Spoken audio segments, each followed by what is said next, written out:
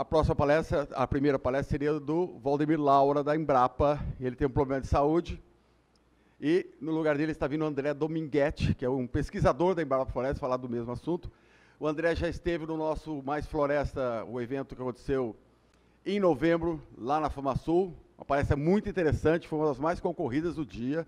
No dia de campo também ele foi uma das pessoas mais procuradas. E eu, graças a Deus, estou podendo contar com o André Dominguete novamente aqui nessa palestra, para falar para você uma palestra muito interessante. Ele vai falar um pouco do que é o sistema de integração lavoura-pecuária-floresta, qual a importância desse sistema para todos vocês. E essa palestra eu quero que vocês prestem muita atenção nela. O André acabou de chegar agora também. André, você está pronto aí? Está pronto? Se estiver aqui, vamos ver. O que aparecer aqui já está pronto. Lembrando que nós estamos transmitindo todas as palestras pelo nosso site, maisfloresta.com.br, meu novo site, que foi lançado ontem, tá? É o novo site, maisfloresta.com.br, que está aqui, aqui, ó, maisfloresta.com.br, e também está sendo transmitido através do hot site do evento, que é o senarms.org/projetos/mais-floresta, ok? Com vocês, então, vou subir aqui, que ele é um pouco mais alto que eu, André Dominguete. Salve de palmas. Pessoal, bom dia. O Paulo já me apresentou, eu sou engenheiro agrônomo, pesquisador da Embrapa Gado de Corte, trabalho com o componente arbóreo dentro do sistema de integração lavoura-pecuária-floresta. O Dr. Valdemir, ele teve um problema de saúde e pediu para que eu viesse conversar aqui com vocês. Nós trabalhamos em áreas similares. Então, o que eu vou comentar um pouquinho é sobre os benefícios aí da integração lavoura-pecuária-floresta, voltando mais para o componente arbóreo. Então, o Alex comentou a parte de reforma de pastagem, comentou alguma coisa sobre o componente arbóreo também, e eu vou focar mais nesse trecho. Então, vou falar um pouquinho da utilização das terras do Brasil. O setor florestal, nós estamos no estado onde a expansão do componente arbóreo está elevada, não só para papel e celulose, mas também para a produção de madeira serrada, como nós vamos ver. Falar um pouquinho do estado das nossas pastagens, o objetivo de se utilizar a integração lavoura-pecuária-floresta, falar do eucalipto como uma espécie florestal para se utilizar nesse sistema, nós vamos ver por que nós vamos dar prioridade para essa espécie, falar um pouquinho dos arranjos espaciais que a gente pode utilizar, alguns resultados de pesquisa e o que a gente espera gerar de impacto com a utilização dessa tecnologia. Bom, o Brasil possui um extenso território, 851 milhões de hectares, 58% ainda está com vegetação nativa, é uma participação bem grande de vegetação nativa. Os 11,3% aí com cidades e infraestruturas, 30% com agricultura, pecuária e floresta. Só com floresta plantada, nós temos só 6,6 milhões de hectares, em torno disso aí, um pouquinho mais, mas não representa 1% da área total. A projeção para os próximos 20 anos aí é de um déficit de 20 milhões de metros cúbicos de madeira para os diversos setores. Então, é um déficit bastante elevado, nós temos que expandir muito nossas áreas para a produção de madeira, quer seja plantio puro, quer seja com ILPF. O ILPF, introduzir o componente arbóreo em áreas de pastagem, é uma alternativa para quê? Para a gente utilizar áreas, como nós vamos ver, de pecuária, que estão sendo subutilizadas, que podem ter um incremento em tecnologia para gerar maior riqueza por área, né? Quando a gente fala de colocar a árvore no sistema de ILPF com pasto, com grãos, o que nós queremos? Não queremos produzir madeira para papel e celulose. Nós queremos produzir madeira para processamento mecânico e tratada. Produzir madeira serrada para móveis, componentes, produtos de maior valor agregado, janelas, portas, onde vai ter um retorno maior. Por quê? Nós vamos colocar a árvore no sistema, nós vamos demorar a adotar ciclos aí de 12, 15 anos, então ele tem que dar um retorno financeiro maior. E como o número de árvores por hectare é menor, então nós temos que agregar valor a esse componente. Então, tudo isso nós podemos utilizar, mas o foco principal é nesses dois segmentos aqui. Além de, mais para frente, nós vamos ver, num resultado de pesquisa, ainda tem a questão de serviços ambientais, que até então não estão sendo tão vislumbrados, mas ainda têm utilizados, mas tem um fator bastante positivo nesse sistema. Para vocês terem uma ideia de como nós podemos expandir a produção de madeira para a produção de madeira serrada, eu trouxe essa informação aqui do anuário da Abraf. Para vocês terem ideia, para a produção de madeira serrada, nós consumimos do total só 16,4%. 90% da madeira beneficiada para a madeira serrada é utilizada no mercado interno. Somente quase 10% que é exportada. Ou seja, nós temos muito que expandir isso aí e temos muito que buscar. Isso aqui é só de madeira de floresta plantada, excetuando, tirando aqui a parte de comercialização de madeira serrada proveniente de mata nativa. Então, nós temos muito ainda que expandir essas lavouras e para utilizar. E quais são os destinos dos nossos produtos? China, celulose. Para a Argentina, o papel. Lá para a Alemanha, compensados. Estados Unidos, tanto os painéis quanto a madeira serrada. Para vocês verem, são quatro destinos principais. Ainda podemos expandir muito, mas para a gente expandir, nós temos que ter o que oferecer. Não adianta nada criar o mercado, buscar, eu tenho madeira, mas chega lá na frente, eu não tenho como fornecer todo o material para esses consumidores. Então, o programa tem se buscado implantar, falar de ILPF, falar do componente arbóreo nesses sistemas, visando isso, aumentar a produção de madeira serrada para aumentar o nosso mercado. Bom, esse slide talvez vocês já tenham visto, vão ver em algumas apresentações, mas qual que é a situação das pastagens no Brasil? Nós temos aproximadamente 172 milhões de hectares. Desse total aqui, 1/3 está em bom estado de conservação.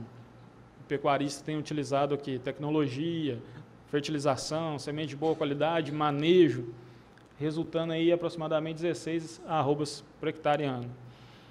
O outro 1/3 já possui algum estado de degradação. Já tem um superpastejo, já tem um material genético da forrageira menor, não faz uma adubação. Então, já começa a ter algum grau de degradação. Isso aqui dá 5 a 8 arrobas por hectare ano. O outro 1/3 já é degradada, dando 2 arrobas por hectare ano, sendo aí otimista, trabalhando aí. O importante é notar que, segundo esses autores aqui, a taxa de redução na produtividade em sistemas extensivos é de 6% ao ano. Então, se não houver uma intervenção maior aqui, nesse 1/3 aqui, rapidamente ele vai virar degradado, e aí nós vamos aumentar essa porcentagem degradada. O Mato Grosso do Sul, nós temos expansão aí de área de floresta, temos muita área de pastagem, degradadas. Esses 9 milhões aqui, 63% desses 36 milhões de hectares aqui, é com pastagem, dá aproximadamente 22, 23 milhões. Desses 22, 23 milhões, 9 milhões está com pastagem degradada. Então, o que nós podemos fazer? Trabalhar esse solo, talvez vocês já tenham visto também essa fotografia, trabalhar essa área aqui para ter uma área que vai fornecer maior produtividade. Fornecer forrageira de melhor qualidade, produzir mais carne. E tudo isso, o mercado demanda isso. O custo de produção. Cada dia que passa, nosso custo de produção aumenta. Custo de inseticida, fertilizante, fungicida, mão de obra. Se a gente não reduzir o custo de produção, a gente vai sair do mercado. Então, nós temos que abaixar esse custo de produção, para ficar mais competitivo dentro desse mercado. E para ser mais competitivo, temos que ter maior produtividade e não só produzir mais, produzir com qualidade. A integração, ela trabalha isso também. Você vai produzir um produto final, ter um produto final com maior qualidade. Então, você tem mais com melhor qualidade. E ainda, não esquecer do meio ambiente. Todo mundo fala, não pode desmatar, emissão de carbono, então nós temos um fator, nós temos um componente ali que ajuda nesse sistema, agrega valor ao sistema. Então, a adoção desse sistema integrado de produção é o que a gente está vislumbrando para melhorar tudo isso e aumentar a competitividade. E qual que é o objetivo do ILPF? Otimizar a produção por unidade de superfície, respeitando sempre o quê? O princípio do rendimento contínuo. Uma espécie, uma lavoura vai ajudar, vai ter uma sinergia, vai aumentar a produção de outra e assim vai. Sempre buscando rendimento contínuo. Então, quais seriam as vantagens de se utilizar o sistema de integração grãos, pastagens e floresta? Alternância aí do ciclo de pragas e doenças, você vai quebrar esse ciclo, então você diminui o inóculo inicial das pragas e doenças. Você começa a recuperar áreas degradadas, não só plantar árvore não adianta, você não vai recuperar a área degradada só plantando árvore. Mas para plantar árvore, para adotar o sistema, você tem que utilizar um pacote tecnológico. E esse pacote tecnológico vai fazer o quê? Vai promover uma recuperação dessas áreas degradadas, fertilizar a área, fazer correção do solo, terraços. Você vai diversificar o sistema de produção. O Alex comentou. Então, numa fazenda, você vai ter 3 sistemas. Você vai ter 3 produtos. Um pode estar ruim, mas outros 2 bons. 2 ruins, 1 bom. Então, isso aí vai facilitando o manejo, a condução da propriedade rural. Aumenta a eficiência nos recursos. Você vai ter mais boca ali alimentando, então você perde menos o sistema. Aumenta a renda do produtor, conserva os recursos naturais, tanto solo quanto água, porque você vai adotar técnicas de conservação, porque o ILPF ele exige uma adoção de tecnologia. Outra vantagem muito grande de colocar o componente arbóreo no sistema, modificação do microclima. Você vai colocar o componente arbóreo, ele consegue modificar a temperatura, a umidade daquela área, favorecendo o quê? O bem-estar animal. Um animal vai ter menos estresse, ele consegue ter um ganho de peso melhor, vai ter uma carne de melhor qualidade. Isso aqui são dados do experimento lá da Embrapa Gado de Corte. Nós temos aqui a linha azul, é a temperatura dentro do sistema, ou seja, na linha da árvore, pegando a sombra do componente arbóreo. E a linha vermelha aqui é a 3 metros da linha onde está pleno sol. Então, para vocês verem, a temperatura média aí, mais agradável para os animais seria em torno de 27 graus, né? Quando a gente analisa aqui a linha azul, que é na sombra aqui, ela no período mais quente aqui, está dando em torno de 31 graus. A 3 metros da linha, 35 graus, 36 graus. Então, dá uma amplitude muito grande, dá uma diferença muito grande. Então, o componente arbóreo, o que ele vai ajudar? Diminuir essas amplitudes. Então, abaixar a máxima e elevar a mínima. Então, isso favorece muito para o animal. Outra questão, umidade relativa do ar. Na linha vermelha, a pleno sol, nos horários mais quentes aqui, a umidade vai ser bem menor. Enquanto na sombra, debaixo do bosque das árvores ali, da copa da árvore, a umidade é maior. Então, tudo isso vai influenciar nesse bem-estar, no menor estresse para o animal, vai resultar uma carne de melhor qualidade, um ganho maior. Então, essa é uma vantagem muito grande. Sem contar em outros pontos, lá nós temos, assim como nas outras unidades da Embrapa, estudos relacionados a essa parte de comportamento animal, verificando qual que é a preferência deles, como que eles vão se comportar numa área com árvore e sem árvore. O grande problema é esse aqui, ó. Quando a gente vai utilizar a integração, nós temos um manejo mais complexo. Por quê? Nós temos, principalmente quando coloca árvore, você vai ter redução da radiação fotossinteticamente ativa. O que vai acontecer? Você coloca a árvore, ela talvez seja o principal componente do sistema em função desse porte dela. Como ela tem um porte maior, ela vai o quê? Interceptar a luminosidade. Então, se não for bem planejado, se não for bem arquitetado, o arranjo que nós vamos utilizar, nós vamos reduzir muito a nossa produtividade de forrageira, de grãos. Daí a necessidade do planejamento, verificar qual é o principal objetivo da propriedade.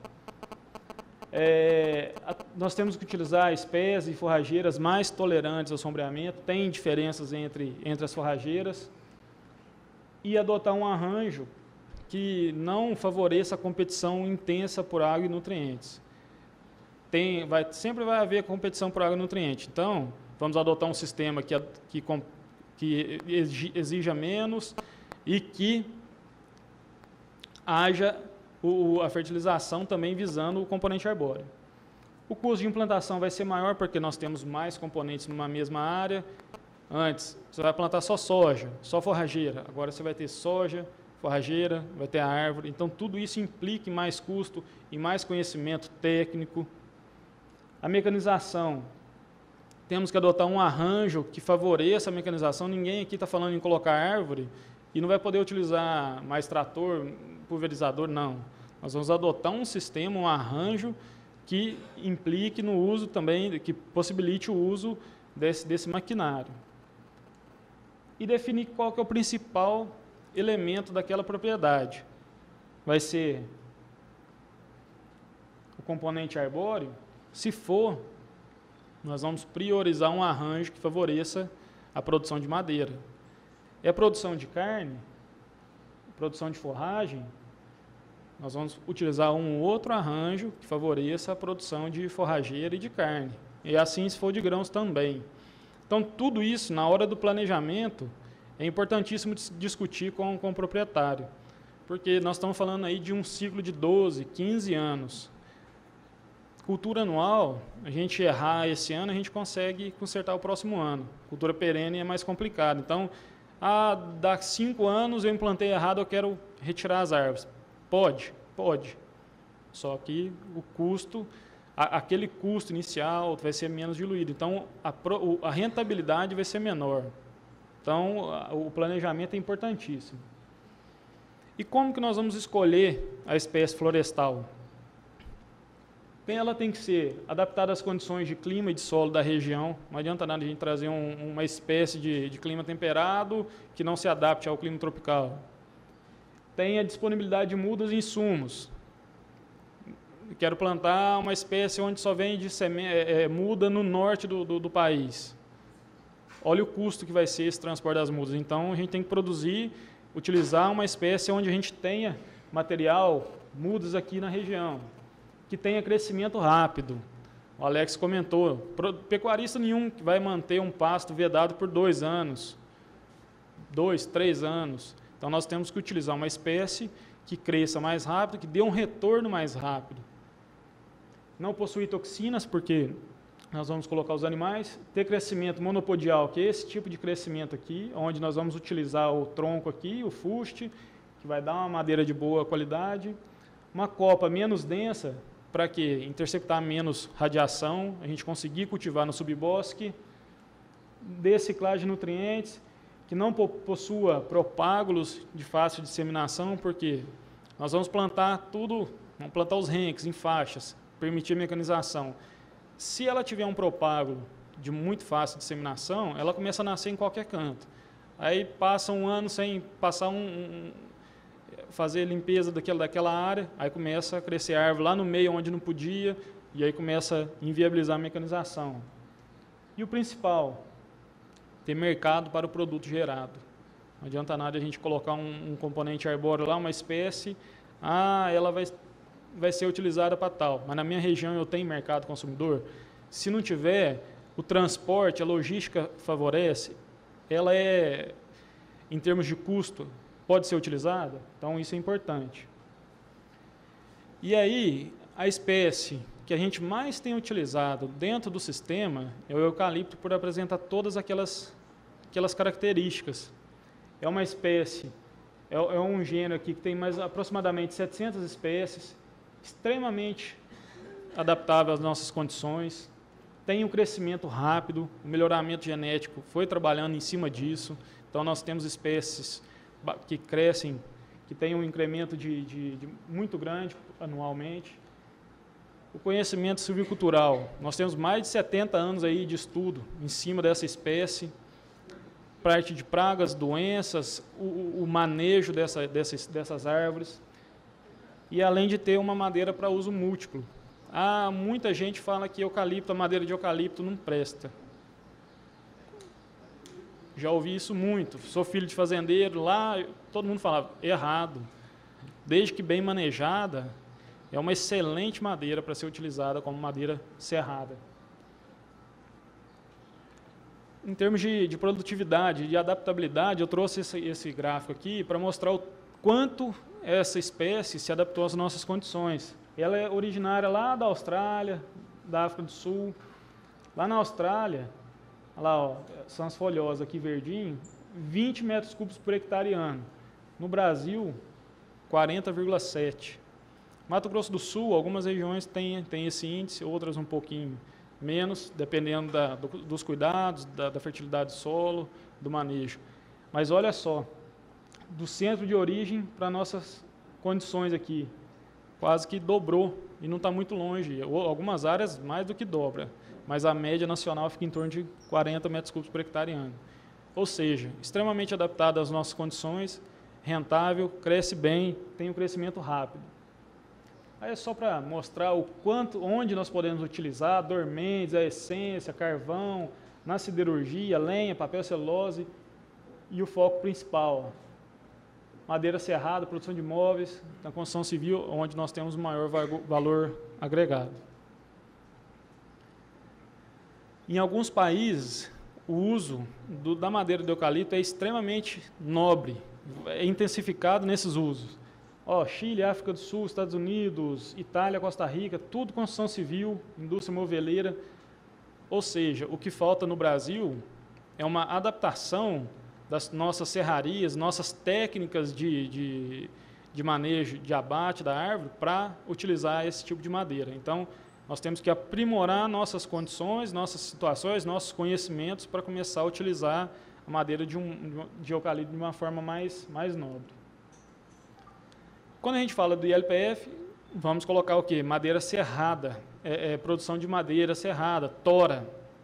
Para isso, nós temos que manejar a floresta, nós temos algumas técnicas que devem ser desenvolvidas aí para se obter uma madeira proveniente desse eucalipto que seja de boa qualidade, que dê toras de boa qualidade.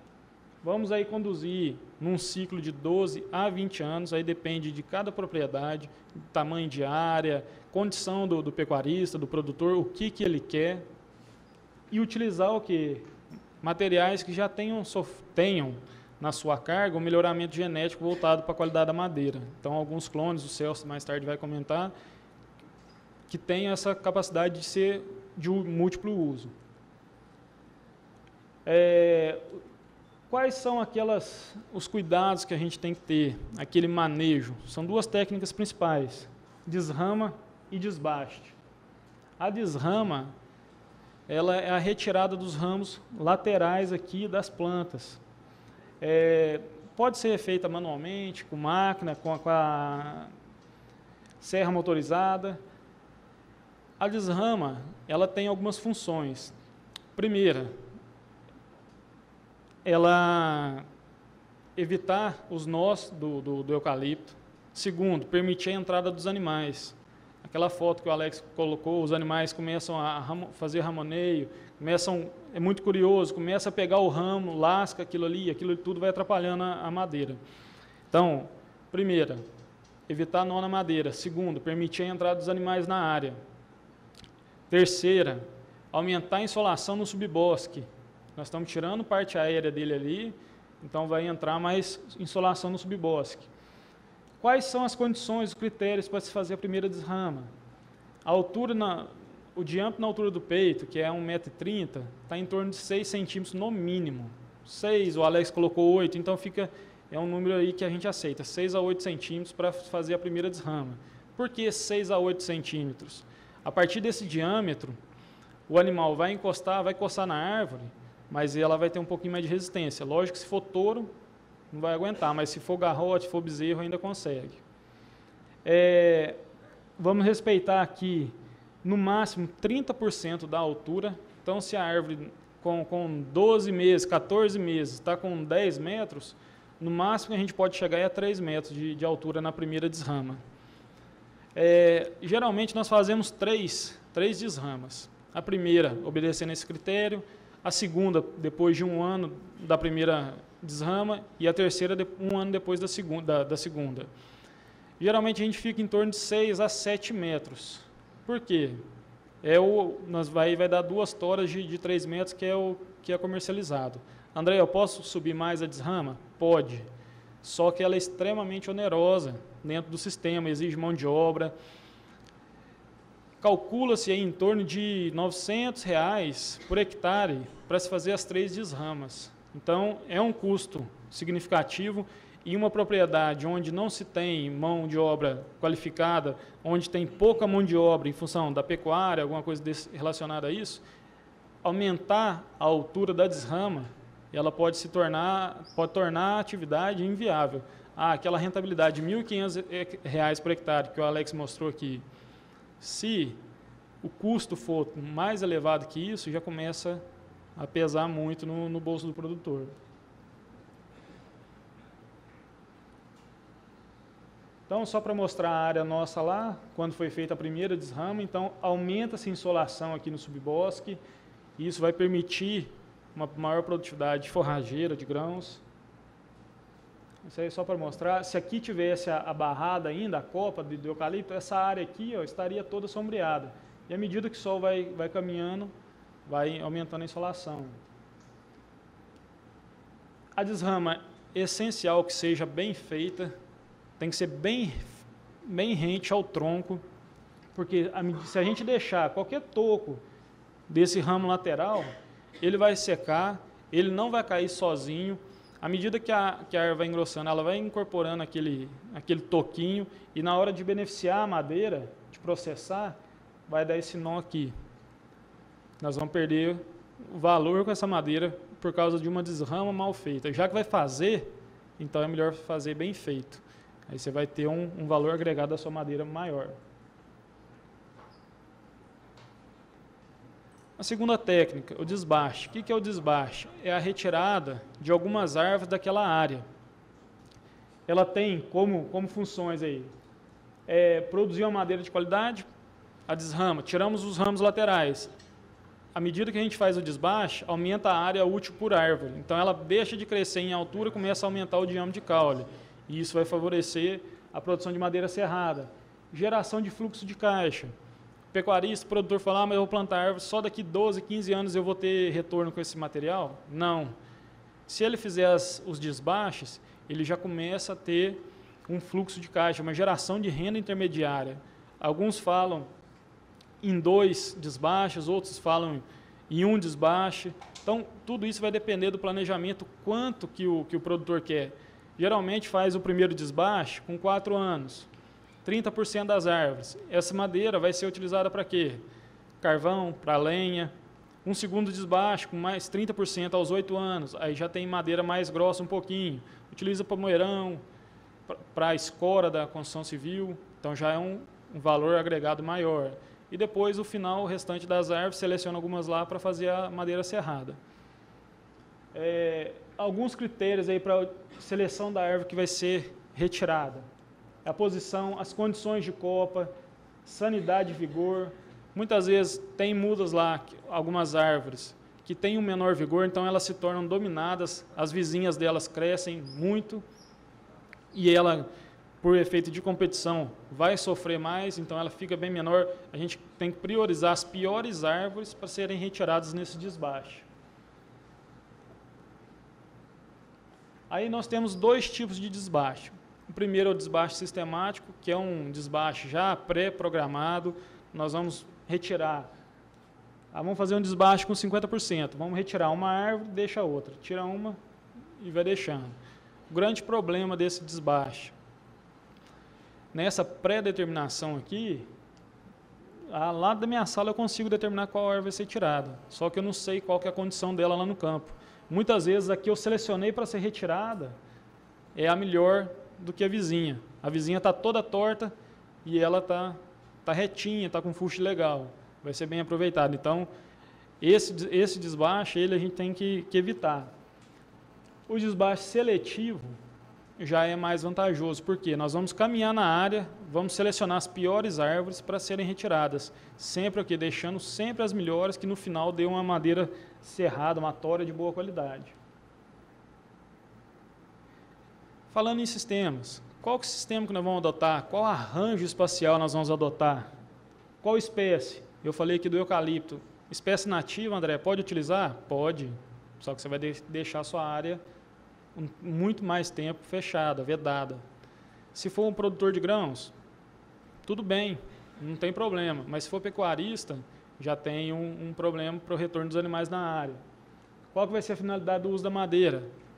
Algum pecuarista, algum produtor fala, não, eu quero produzir para carvão. Você vai falar, focar para a produção de madeira serrada sempre. Qual o número de linhas nós vamos utilizar? Espaçamento entre as linhas, espaçamento entre os ranks, onde vai se produzir a forrageira, os grãos. Qual que é o objetivo principal? Produção de madeira ou de carne?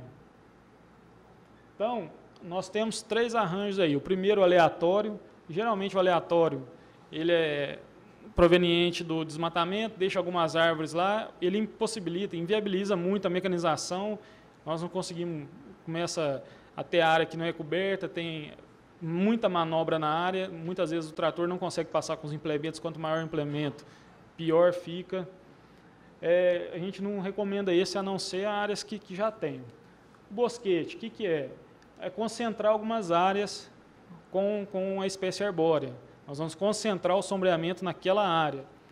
Só que, eu vou mostrar no próximo slide, esse tipo de arranjo, ele não promove o quê? A modificação no microclima. Então, ele não vai promover o bem-estar, uma das vantagens do ILPF.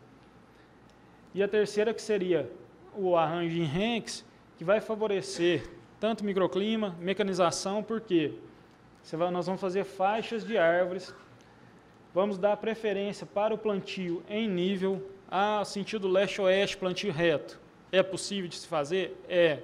Em áreas planas. O que são áreas planas?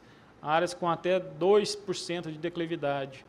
Acima disso, plantio em nível. Tem que dar prioridade, conservação do solo. Nosso maior recurso natural aí é o solo. Sem ele a gente não consegue produzir nada. Qual que vai ser o número de linhas de árvores? Isso aí vai ter que ser definido com o produtor, com o pecuarista. Ele quer produzir mais grãos, então vamos colocar uma linha. Quer produzir mais madeira? Vamos colocar 3 linhas e aumentar o espaço entre os ranks. Então, isso tudo depende do planejamento.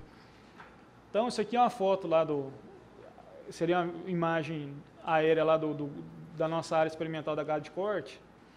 Nós temos aqui 2 arranjos, um 14x2 e outro 22x2, para verificar qual que seria a densidade, por enquanto, aí, que seria melhor para se estabelecer o sistema.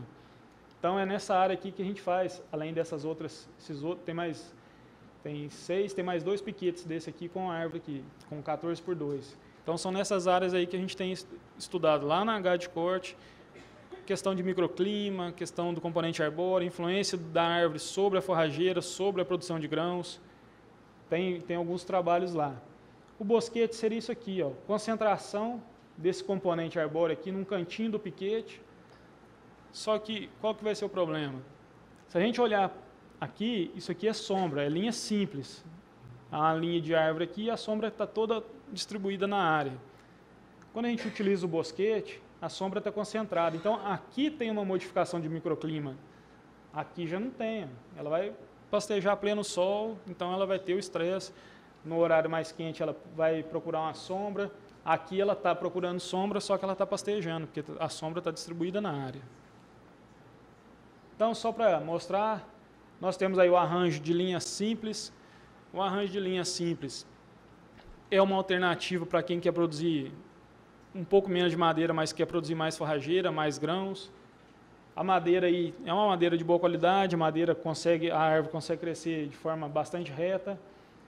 O de linha dupla, nós temos um grande problema de linha dupla, que aumenta, à medida que a árvore vai crescendo, as copas aumentam também. Então, existe o quê? Uma disputa por espaço, uma competição por espaço. Então, elas começam a envergar.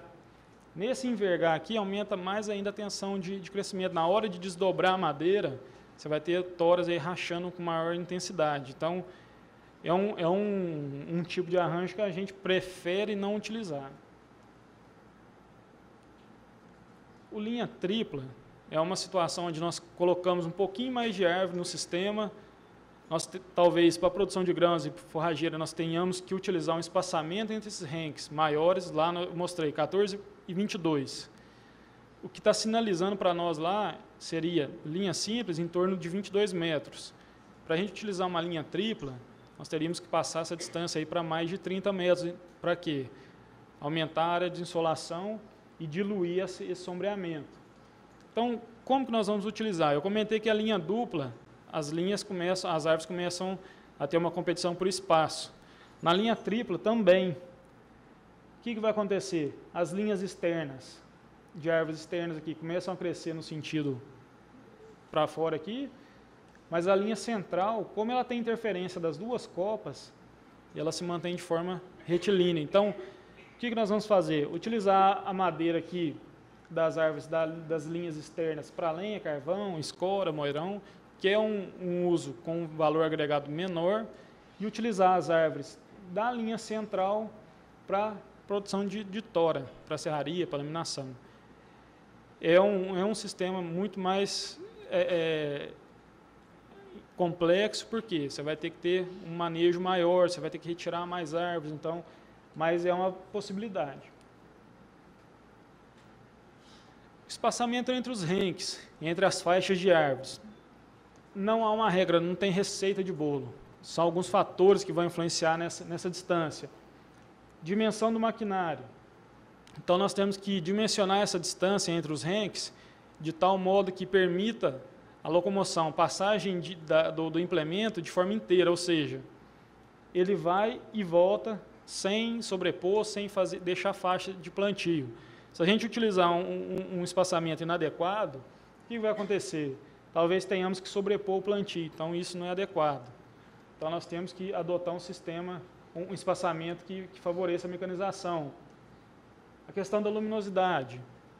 Queremos mais luminosidade? Vamos adotar linha simples ou então linha tripla e aumentar o espaçamento entre os renques. Isso tudo tem que ser dimensionado. E a finalidade da produção da madeira e da produção da área. Então, só para exemplificar, isso aqui foi plantado em linha simples, distância aqui entre as faixas, entre os renques, de 10 metros, e 8 metros aqui está sendo cultivado.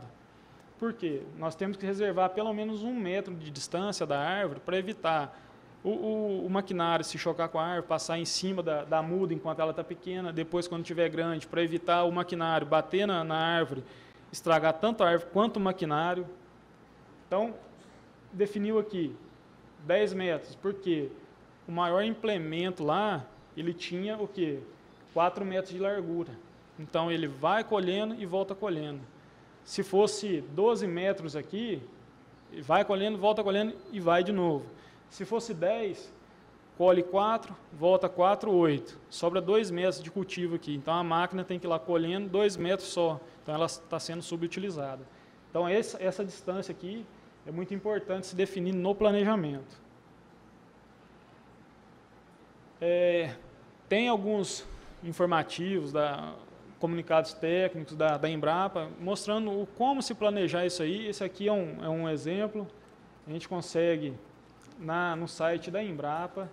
Lá tem, na hora que acessa esse site, tem uma planilha lá que te dá, eu quero, para verificar quantas árvores por hectare, eu quero distância entre renques de 14 metros, quantas linhas? Uma só. Então, não vai ter distância entre as linhas no renque. Qual a distância entre as árvores na linha? 2. Então, quantas árvores por hectare? 357 árvores. O quanto da área que eu estou utilizando com o componente arbóreo? 14,3%. É uma planilha simples do Excel, que qualquer um pode baixar isso aí, e isso aí facilita depois na hora de fazer cálculo de custo. Por quê? Ela está utilizando ali 14% da área, então nós temos que reduzir da produção de grãos, da produção de forragem.